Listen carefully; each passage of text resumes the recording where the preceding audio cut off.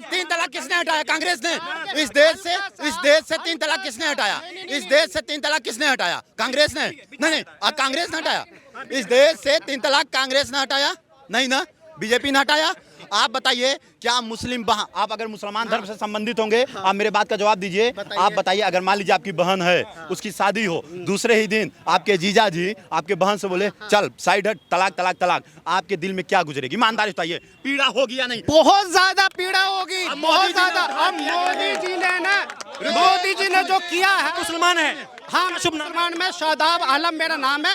इस देश वो है राहुल गांधी, अजीब पप्पू है। अपने बयान से एक ही सांसद भवन में अपने वक्तव्य को 2 बार चेंज कर दिया।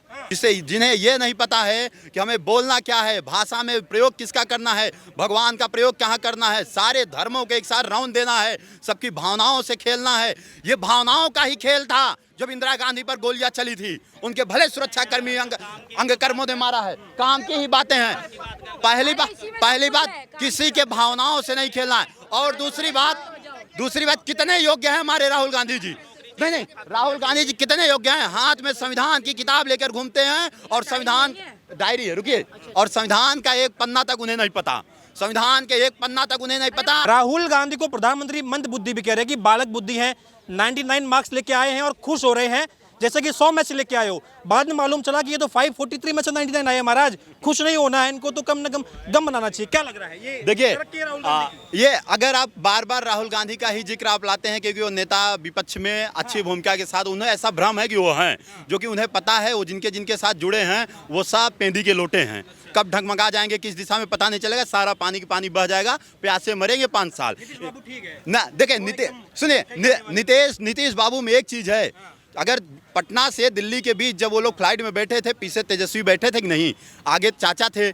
अब तेजस्वी क्या 2 घंटे जी हुजूरी नहीं किए होंगे, चरण चाटुका नहीं किए होंगे, किए होंगे, लेकिन नहीं गए ना। वो वही संकेत था कि अगर वहाँ बिहार से चल के दिल्ली तक नहीं पिघले तो आगे 5 साल भी नहीं पिघलेंगे। अगर पिघलते भी हैं तो हम यही चाहेंगे कि सरकार सुचारू रूप से चले, ये अपना प्रबंध करके रखें। अब दूसरी बात आते हैं राहुल जी पर। राहुल जी, अगर आपको या इस देश में किसी को भी लगता है राहुल गांधी का पूरा 5 साल ये जो चलेगा विपक्ष में नेता के रूप में और ये सकारात्मक चलेगा, तो ये बहुत हीन भावना है। जिन्हें ये नहीं पता है कि हमें बोलना क्या है, भाषा में प्रयोग किसका करना है, भगवान का प्रयोग कहाँ करना है, सारे धर्मों के एक साथ राउंड देना है, सबकी भावनाओं से खेलना है। ये भावनाओं का ही खेल था जब इंदिरा गांधी पर गोलियां चली थी। उनके भले सुरक्षाकर्मी अंगकर्मों ने मारा है, काम की ही बातें हैं। पहली बात किसी के भावनाओं से नहीं खेलना है। और दूसरी बात कितने योग्य हैं हमारे राहुल गांधी जी? नहीं, राहुल गांधी जी कितने योग्य हैं? हाथ में संविधान की किताब लेकर घूमते हैं और संविधान डायरी है, रुकिए, और संविधान का एक पन्ना तक उन्हें नहीं पता।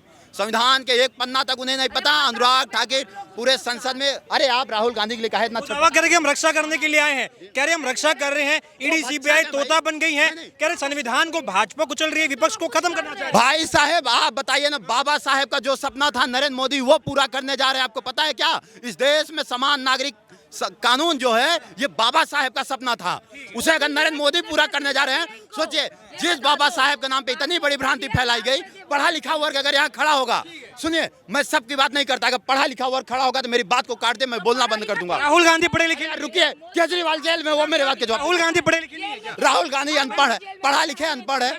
अगर हिंदू समाज मोदी नहीं है तो फिर क्या है?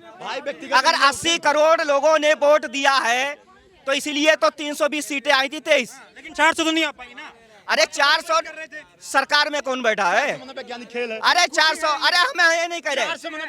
देखिए, हिंदुओं ने वोट दिया है, मुसलमानों की संख्या बढ़ी है, एकजुटता से वोट पड़ा है, एकजुटता से वोट पड़ा है। यादवों ने एक तरफ से वोट दिया है, बीजेपी के कार्यकर्ता एसी में बैठे रहे, उनके कार्यकर्ताओं ने ब्रेन वॉश किया है। अयोध्या में क्या हो गया महाराज? आपने तो एयरपोर्ट बना दिया, आपने रेलवे स्टेशन बना दिया, आपने तो कायाकल्प कर दिया, आप तो राम राज्य लेकर के आ गए। फैजाबाद लोकसभा में हार भी नहीं हुई है, करारी शिकस्त मिली है भाई साहब। वहां पर आपका राम राज्य क्यों नहीं? वहां पर जो राम को लाए हैं हम उनको लाएंगे। अब बात तो सुनेंगे आप हमारी। एक अमेरिका का है जॉर्ज सरोज, उसने दिसंबर में, 1 मिनट, उसने दिसंबर में एक स्टेटमेंट दिया था जिसका नाम है एक अमेरिका में उद्योगपति है सबसे बड़ा, उसका नाम है जॉर्ज सरोज। उसने जनवरी में स्टेटमेंट दिया था कि मैं मोदी को एक ही झटके में उखाड़ के फेंक दूंगा। उसने जबरदस्त 800 करोड़ फंडिंग भेजी। जो राइट विंग के जितने भी न्यूज चैनल, यूट्यूबर थे या कलर चैनल थे, सबकी रीच कम कर दी गई। उसके बाद में जो रसिया के विदेश मंत्री थे सर्गेई, उन्होंने भारत को इन्फॉर्म किया कि भाई भारत का चुनाव प्रभावित किया जा रहा है। मोदी जी ने खुद अपने स्पीच में बोला कि भारत का चुनाव प्रभावित किया जा रहा है, क्योंकि जो दुनिया का जो सुपर पावर बनना चाहता, चाहे मिलिट्री पावर हो या फाइनेंस पावर हो, कभी भी नहीं चाहता है कि भारत शक्तिशाली बने। मोदी का वो करिश्मा नहीं रहा कि जो वो कंट्रोल कर पा रहे थे पहले। जो अरे परमात्मा ने भेजा है महाराज, इस तरीके से कैसे कोई बाहर से कंट्रोल कर पा रहा है। और दूसरी बात कि भाई अब 10 सालों तक तो 400 पार कह रहे थे, अचानक से विदेशी मीडिया, अचानक से विदेशी तक इतनी हावी। सुनेंगे भाई, मदनी ने क्या बोला था कि हम तुम्हारे बराबर हो गए। उनका वोट एक जगह मेजोरिटी में गिरता है, चाहे वो सऊदी अरबिया में हो या कतर में हो, लेकिन हिंदू चिल्लाएगा टमाटर महंगा, प्याज महंगा, जम्मू कश्मीर से चलेगा लठ, फिर ढूंढेगा घर। जंतर मंतर पे इसीलिए रोते हैं। वोट हिंदुओं ने दिया है, कमी नहीं रही है, लेकिन उनकी एकजुटता ने और मेहनत ने उन्हें आगे निकाला है। और जो उत्तर प्रदेश में 400 पार भाई साहब, 400 पार हो सकता था अगर ये मोदी जी है ना हल्का सा भी है ना, हल्का सा यानी कि नाखून के बराबर भी है ना, मुसलमान के लिए हल्का सा भी कुछ बोल देते कि हाँ भाई मैं तुम्हारे साथ हूँ, बस यही। पिछले बार का देखो, मुस्लिम वोट इतना मिला है कि वो अपने दम पे आए हैं। मोदी जो कहते हैं सबका साथ सबका विकास, बोलते हैं ना, यही तो प्रॉब्लम है। जैसे करते मेरी बात सुनिए। रामपुर में रुके, कोई कमी नहीं। सुने भाई, एक मिनट। 3 तलाक किसने हटाया? कांग्रेस ने।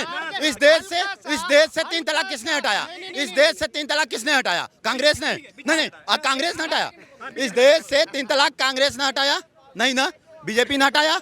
आप बताइए, क्या आप अगर मुसलमान धर्म से संबंधित होंगे, आप मेरे बात का जवाब दीजिए। आप बताइए, अगर मान लीजिए आपकी बहन है, उसकी शादी हो, दूसरे ही दिन आपके जीजा जी आपके बहन से बोले चल साइड हट, तलाक, आपके दिल में क्या गुजरेगी? ईमानदारी बताइए, पीड़ा होगी या नहीं? बहुत ज्यादा पीड़ा होगी, बहुत ज्यादा। अब मोदी जी ने जो किया है, मुसलमान है। हाँ, मुसलमान में शादाब आलम मेरा नाम है। अब मेरी बात सुनिए, बहुत पीड़ा होगी।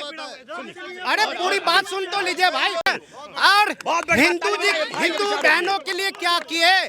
उनको भी तो डिवोर्स मिलता है, उनके लिए क्या किए? कुछ बोले भाई? खाली नहीं। आपका कहने का मतलब है सवाल ये है कि क्या मोदी जी, एक सेकंड सर प्लीज, सवाल ये है, तलाक मिलता है? सिर्फ मुस्लिम बहनों को तलाक मिलता है? मुस्लिम हितैषी है क्या मोदी जी मुस्लिम? मैंने क्या बोला? मोदी जी ने तलाक हटाए, बहुत अच्छा करे। उसमें हलाला होता है, ये सब होता है, बहुत अच्छा किया, ठीक है ना। आप मेरे को ये बताइए, सिर्फ तलाक हटाने से हमें आटा सस्ता मिल जाएगा? आवाज का फायदा मिल रहा है हाँ, को? एक ईमानदारी से बताइए। मैं बता रहा हूँ ना, पिछले जो 5 साल पहले जो उनको फायदा मिला था ना मुस्लिम का, इस बार मेरे को नहीं लगता है कि एक भी फायदा उनको मिला है। और मैं एक बात बताऊं, मुसलमान है ना, किसी मुस्लिम के साथ नहीं जाता है। एक बात आप सबको है ना भ्रम है कि ना ओवैसी गए भाड़ में, हमें क्या लेना है ओवैसी से? मुसलमान ओवैसी है, अगर ओवैसी के मुसलमान है और सारा मुसलमान ओवैसी को दे देगा तो उसका तो फिर एक सीट थोड़ी ना आएगा।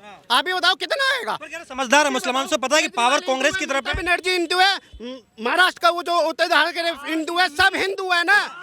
मुसलमान जो है ना, वो अच्छे इंसान को पढ़े लिखे अच्छे इंसान को देना चाहता है? और मोदी जी भी है, केजरीवाल, ममता बनर्जी सब है। राहुल गांधी का नाम नहीं लिया आपने, पढ़े लिखो में राहुल गांधी का नाम नहीं लिया। भाई साहब देखो, एक बात बताता हूँ मैं आपको, राहुल गांधी जी राहुल गांधी अजीब पप्पू है। अपने बयान से एक ही संसद भवन में अपने वक्तव्य को 2 बार चेंज कर दिया। फर्स्ट हिंदू को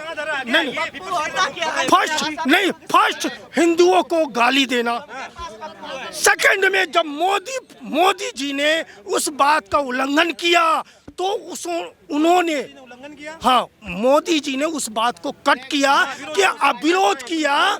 शायद मैं उस बात को इतने अच्छे ढंग से नहीं कह सकता, क्योंकि मैं किसी भी तरह का नेता, अभिनेता, राजनेता नहीं हूँ।